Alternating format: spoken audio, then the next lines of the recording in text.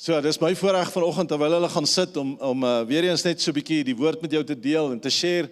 En dis altyd 'n voorreg om net saam met jou te kuier in die woord. En ons is besig met ons reeks wat ons bietjie praat oor wat ons noem liefde is nie goedkoop nie. Liefde is nie goedkoop nie. En of goedkoop liefde. En dis die gedagte en waar ons bietjie praat oor, hou vas in jou stoel, wat ons bietjie praat oor finansies. Maar voordat jy nou sekere goed al dink oor finansies, hier kom die kerk, ons praat alweer oor geld en daai tipe goed. Ek het regtig vir jou goeie nuus vanoggend. Ek is so opgewonde om hierdie woord met jou te deel, nie net in my eie lewe nie, want as ons praat oor finansies, ons praat oor geld, weet ek nie of jy al dopgehou het nie, maar dit raak elkeen van ons. En mense, dus die hele gedagte van finansies en geld in ons lewens, is dit so belangrik vir ons, dat ons dit sal sien. Net dit wat die Here in ons hand geplaas het uiteindelik. So vanoggend praat ek oor die gedagte van geld wat God in ons hand geplaas het, is uiteindelik 'n stuk gereedskap, 'n tool om uiteindelik, luister mooi, sy doelwitte deur ons lewe te sien gebeur. Is dit duidelik, as jy saam met my net in terme van hierdie geld is hierdie kommuniteit waarmee ons werk in ons lewe en God het dit in ons hand geplaas om uiteindelik ons grootste motivering daarvan te kan sien dat dit uiteindelik werk om God se wil, sy koninkryk te sien gebeur hier op aarde. En dit vat so 'n bietjie die angel uit die gedagte uit van ek praat oor geld of hierdie en daai en die een en die ander wat jy al gehoor het in terme van dit en eintlik maar baie keer misbruik van mense gemaak het met betrekking tot die gedagte van finansies. So dis hoekom ek met jou wil deel vanoggend. En Llewellyn het verlede week het hy begin met die gedagte van jy moet in jou gedagtes bereken, jy moet fokus op dit wat die Here met jou saam met jou in jou finansies, die pad wat hy wil stap omtrent, moet jy in jou gedagtes bereken as dit kom by die gedagte van gee en om 'n vrygewige lewe te leef uiteindelik. So wanneer ons oor finansies praat, gaan dit oor ons om te kan doen wat God ons geroep het om uiteindelik te doen. Ons doelwit is dat ons die hart agter finansies sal verstaan. En as jy nou een ding weet wat ek vanoggend vir ons gebid het, net rondom hierdie woord, en sê Here, ons het so begeerte, dat jy vanoggend hier sal sit, en God se hart, oor dit wat so naby aan jou hart is, jou finansies, jou geld, vir ons sal kom sien gebeur, en dat ons uiteindelik sy koninkryk daarmee sal kan dien. En ek wil nou net vir jou die gerusstelling gee, dat soos baie keer wanneer ons praat, en ek het nou gesê, dis baie keer misbruik gewees van mense met betrekking tot finansies, maar ek kan jou versekering gee, wanneer ons praat oor finansies, julle weet, as hier by ons in Doxerdale Raslouw, as jy nou, ons vra vir jou om jou koevertjie in te vul, en dan stap jy uit met jou kontant, dan gooi jy dit daarin in die bokse en so meer, daar gaan nou nie na hierdie reeks nog 'n boksie wees, waarop staan leraars. Jy weet, dit gaan nie daar wees nie. So ek kan jou geruststel wat dit betref in terme van jou finansies. So waarmee is God besig? Met dit wat God in ons hand gesit het. Waarmee is ons besig met dit wat God in ons hand gesit het? Nommer 1 het ek gesê, ons het hierdie vennootskap saam met God. Ons, soos die Engels sê, ons partner saam met hom, want hier is 'n so groter doel in ons lewens, wat net ons te bekommerd te wees oor dit wat ons huidiglik vandag met ons finansies beleef. En ek bid so dat jy daai prentjie saam met my sal sien vanoggend, van wat gebeur, waarmee is ons besig? Ons is in 'n vennootskap saam met God, om sy koninkryk te sien gebeur. In vorige kampuspastor wat ons gehad het hier, het altyd gesê, en ek hou daarvan, as jy voel jy wil nie gee nie, moet dalk nie gee nie, totdat jy die hart agter dit verstaan, totdat jy verstaan waaroor ons regtig praat, van wanneer dit kom by ons finansies. Dit gaan uiteindelik, ons is in 'n vennootskap, om te sien dat sy doelwitte deur ons en in ons lewens sal sien gebeur. En hoor wat ek vandag sê, en my eie ervaring daarvan, is dat in my eie storie daarvan het ek al gesien, daar's geen groter vervulling in my lewe, kan ek sê, in my en Welna se lewens, en ek hoop jy sien dit so in jou eie lewens, geen groter vervulling, as jy kan begin sien, hoe dat jou finansies begin werk, om uiteindelik God se doelwit in ons lewens te sien gebeur nie. Daar is nie iets beter, wat ek kan beskryf rondom dit nie. So wanneer ons dan sê, dat finansies is hierdie stuk gereedskap, en ons sien dit ons moet dit sien as 'n tool wat die Here in ons hand gesit het, moet ons in die eerste plek verstaan God se hart vir my en jou. Jy weet, baie keer, omdat dit finansies so naby in ons harte is, en ons bekommer baie keer oor dit, het ek genoeg, of gaan ek dit maak aan die einde van die maand, en wat ook al daar ons rondom dit sê, dis amper hierdie emosionele ding vir my in my lewe, is dat jy regtig sal besef, dat daar's 'n hart wat God agter dit wil verstaan. En die eerste plek is dit, wat ons dan sê, en ek hou daarvan, wanneer jy praat van harde kontant, finansies, hou ek daarvan om te sê, everything is spiritual. Everything is spiritual. Dit is eintlik hierdie geestelike pad wat ons saam stap, en dit wat die Here vir ons gegee het, ekskuus tog, in ons finansies. Daarom is liefde nie goedkoop nie. Daarom is liefde nie goedkoop nie. Dit gaan my iets kos. Dit gaan uiteindelik my iets kos, maar wanneer ek God se hart vir my verstaan, dan is my vertroue, en dis wat ek en Welna mee journey, in terme van hierdie kommuniteit wat die Here vir ons gegee het, is dat dit behoort natuurlik te kom. Omdat ek God se hart vir my gesien het uiteindelik. En nou die skrifgedeelte wat ons gebruik in hierdie reeks, wat jy dalk nog baie gaan hoor, is hierdie gedeelte uit 3 Johannes 1 vers 2. 3 Johannes is waar Johannes die briewe geskryf het. Hy het ook 'n evangelie geskryf, maar hier in sy briewe, hier by die einde van jou Bybel, dan skryf hy die volgende, en dis ons hart rondom ons finansies. Geliefde, is my mooi wat hy ons aanspreek as geliefdes, nê. Geliefde, ek wens dat dit met jou in alles goed mag gaan, en dat jy gesond mag wees, soos dit met jou siel goed gaan. Uit my verhouding uit met die Here, dan sê hy, ek wens dit in die volle fase van jou lewe, alles wat jy beleef, dis hoekom ek sê, alles is spiritual, everything is spiritual, dat jy in alles van jou lewe, dat dit met jou goed sal gaan. En net daar kom die Bybel en hy gee vir my daai versekering, dat God se hart is, dat dit regtig met my goed sal gaan, in elke fase van my lewe, en alles wat dit by insluit. En dan, wil ons dan sê, is dat geld, finansies, harde kontant, is eintlik ingesluit. Ekskuus, geef my daai water.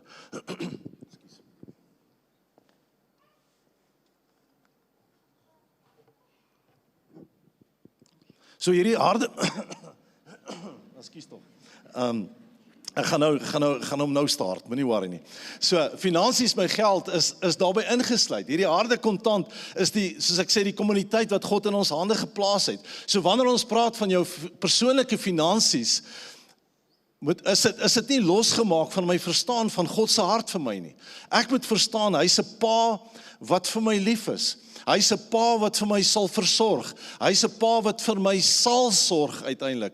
En dit is my vertrekpunt. En kan ek net weer hier sê, en wat is altyd vir my belangrik om dit te kan sê, wanneer ek, Benny, help my om God se hart vir my te verstaan, is die eerste barrier, kan ek maar sê, die eerste struikelblok wat ek het om dit regtig te verstaan, is dat ek is vrygekoop, ek is losgemaak, ek is vergewe, sy genade is genoeg vir my. Dis wat hy vir my lewe sê, en ek het al in hierdie situasies gesit, waar ek baie keer nie so okay voel oor myself nie, want ek het nie so gevorder in my verhouding met die Here nie, en hoe ook al my week was, voel ek maar ek moet hier kom sit, en eintlik eers repent, en dit wat ek gedoen het, want ek voel so skuldig oor goed in my lewe.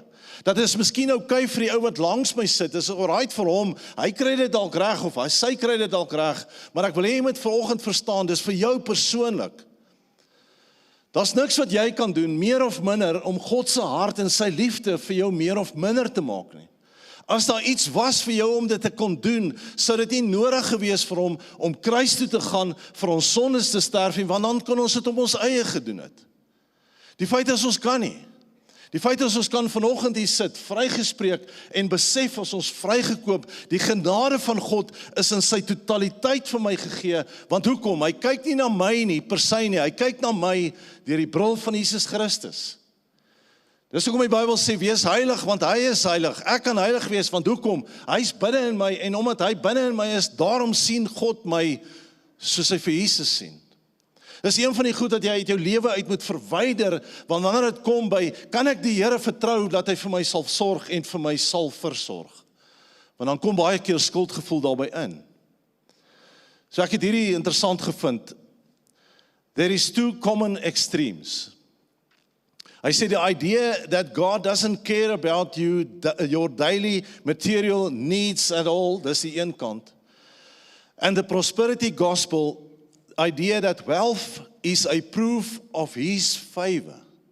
Want ons het hierdie goed gehoor en gesê het, maar ek moet seker maak dat ek al die boksies tik, want dan sal ek kan kwalifiseer vir God se goedheid en vir sy beste vir my lewe. Weereens sê ek, as dit moontlik was, dan was dit nie vir hom nodig om kruis toe te gaan nie, want dan kon ek dit mos uit my eie uit doen. Maar as dit kom oor genade en sy vryspraak en sy vergifnis vir my lewe, dan het ek ontvang uit genade uit, daar's niks wat ek daarvoor kon doen nie. So met ander woorde, hierdie idee van God gaan my seën, want hoe hy my seën en hoe ek optree en wat my gedrag is en hoe ek nie vloek nie en hoe ek nie snaakse goed vir mense wys in die verkeer nie, gaan dit vir my hierdie ruimte gee sodat ek sy guns kan wen. Dat is eintlik nie, natuurlik nie wat ons kan doen in terme van ons verhouding met hom nie. So hoekom ek dit sê is dat jy sal besef, eintlik wat ons wil praat, wanneer ons praat oor jou finansies en jy sal begin hoor, ek wil vir jou verduidelik hoe dat tot jou voordeel sal wees. Is dat wanneer ons praat oor finansies, wil ons uiteindelik uitkom by die plek waar jy kan besef, maar ek leef 'n vrygewige lewe. I live a generous lifestyle.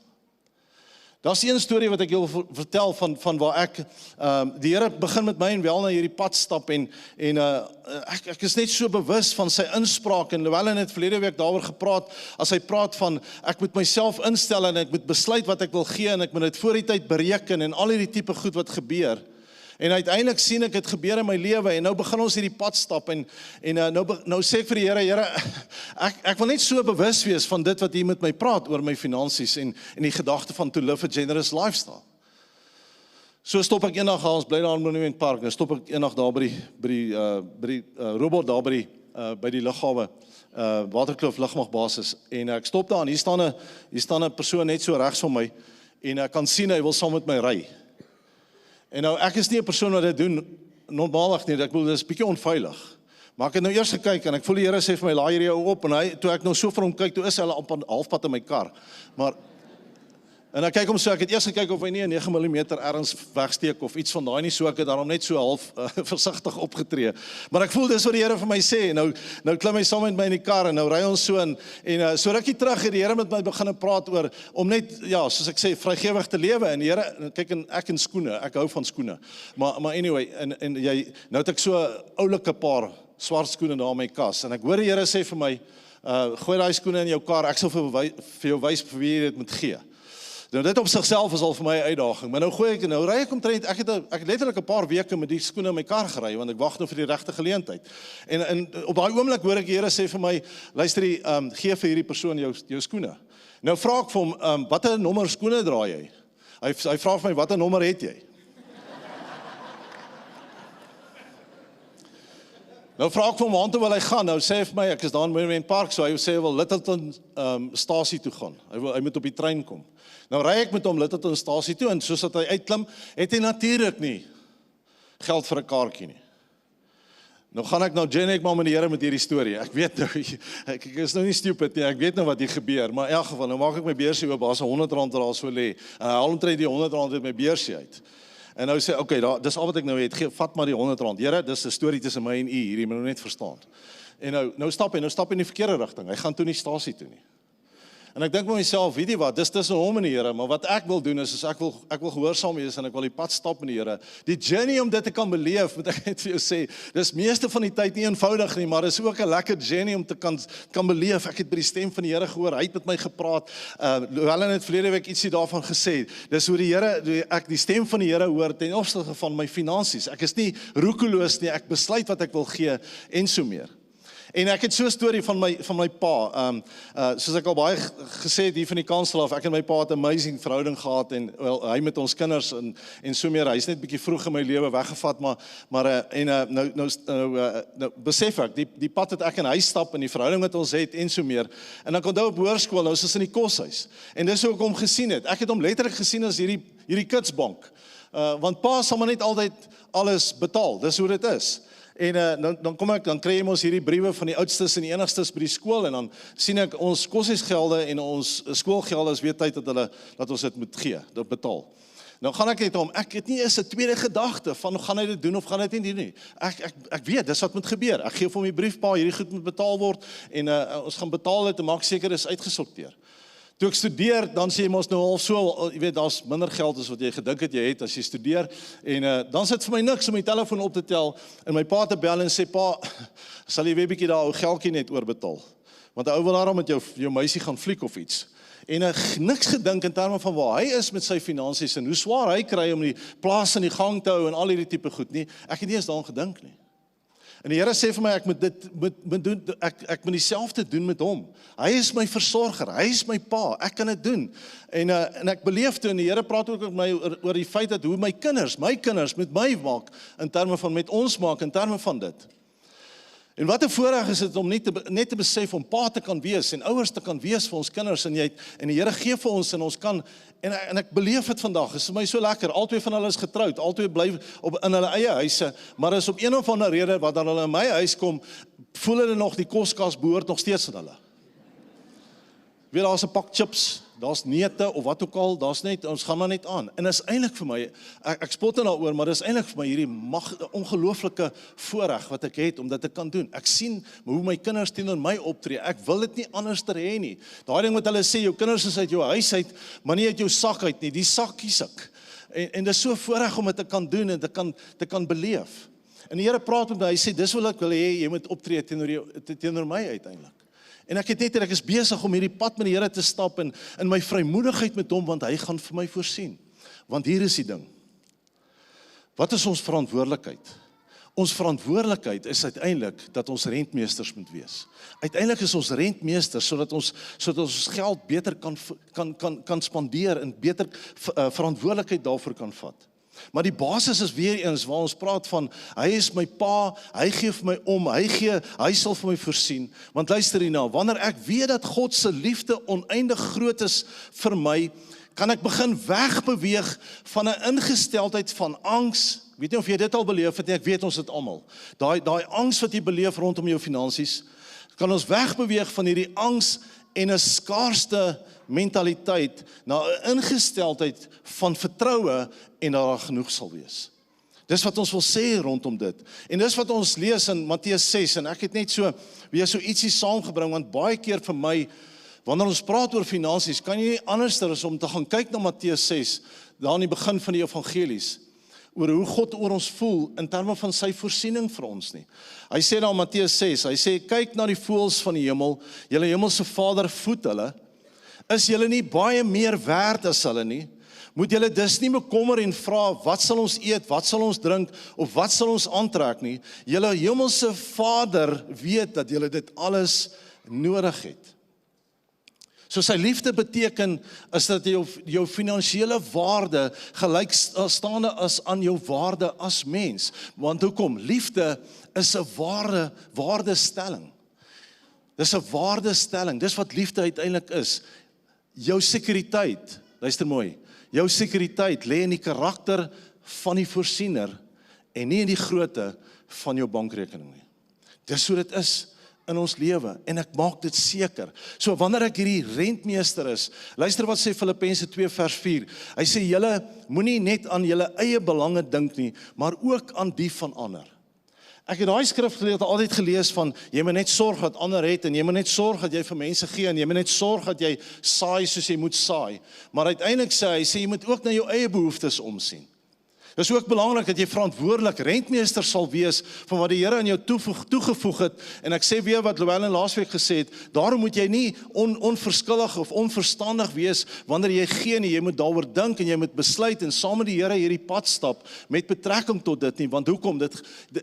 God maak seker dat jy ook sal hê van wat jy nodig het in jou lewe.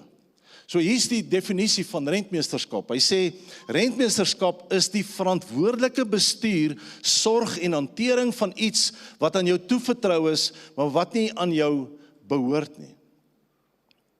Dis nou een ding om te sê, en baie keer praat ons daaroor, en ek gaan nou ietsie daaroor sê, van, is dit nou 10de of is dit nie 10de nie? Hier sê hy, alles behoort aan die Here.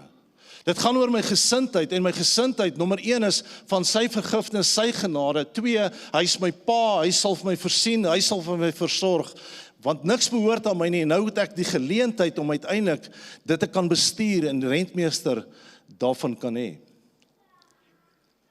So ek staan in hierdie vennootskap met God, in terme van dit wat hy vir my in my hand gegee het. Nou hier is die goeie nuus. Hier is wat ek wil hê jy moet verstaan vanoggend, met betrekking tot jou finansies, die goeie nuus wat ons kan beleef. Ek is verantwoordelik, ek gaan rekenskap gee, hy gaan my verantwoordelik hou daarvoor en so meer, dis wat ek gaan beleef. Maar wat is die motivering agter alles? Luister hierna. So met ander woorde, as jy gaan lees, en ek hou van gedeeltes oor finansies en gee en so meer, gaan lees ons waar Paulus vir die Korintiërs skryf, dan in 2 Korintiërs 8, 2 Korintiërs 9, as jy dit wil gaan lees, dan sien jy meer van hoe dit gebeur en wat se God se hart is net rondom dit. Hy praat van 'n vrygewige lewe. Die storie het gegaan soos wat Paulus kom by hulle en dan skryf hy vir hulle, daar's 'n ander gemeente waarvoor hulle nou geld bymekaar gemaak het. En dan kom hy by hulle en sê, onthou nou van hierdie geld wat julle 'n jaar terug gesê het, julle gaan vir hierdie gemeente gee, moet dit nou nie mis nie. En eintlik wat hy sê, moet dit nie mis nie, want daar's 'n seën vir daai gemeente, maar dat gaan ook 'n seën wees vir julle. So moenie hierdie seën mis uiteindelik wat julle kan beleef nie. Ek onthou daar in die Filippense op 'n stadium skryf Paulus vir hulle, dan sê hy, dankie vir wat julle bymekaar gemaak het, ek gaan dit kom haal, ek gaan seker maak, dit word gegee vir die regte mense, en dat hulle dit so sal kan gebruik en so meer. Hy sê, maak dit seker, maar dan sê hy sê, ek bid vir die vrug daarop, vir julle rekening. So baie keer dink ek gee in die kerk sê ek moet gee, en dis alles, dit gaan net vir die kerk, en dit gaan net vir 'n klomp goed, en ek weet nie eintlik waarby dit gebeur nie, maar uiteindelik is ons gebed, dat jy sal ervaar, dat dit ook 'n vrug het op jou rekening uiteindelik. En dis wat hy vir hulle skryf, en ek en Welna het net so in lockdown in 2020, toe daar 'n klomp goed met ons gebeur in terme van werk vir haar en so meer, en ons het nodig gehad om die Here vas te gryp vir 'n woord, en ek sê, Here, gee vir my 'n woord, en ek wil dit vir jou lees vanoggend, juis uit daai gedeelte, 2 Korintiërs 9 vers 8 in die Passion paraphrase, dan sê hy die volgende, and God is more than ready to overwhelm you with every form of grace, so that you will have more than enough of everything, every moment, and in every circumstance. Dis God se hart vir my. Maar dan sê hy, wat belangrik is, en hier is die motivering vir my gee, vir my generous lifestyle, dan sê hy, more than enough to do any good work.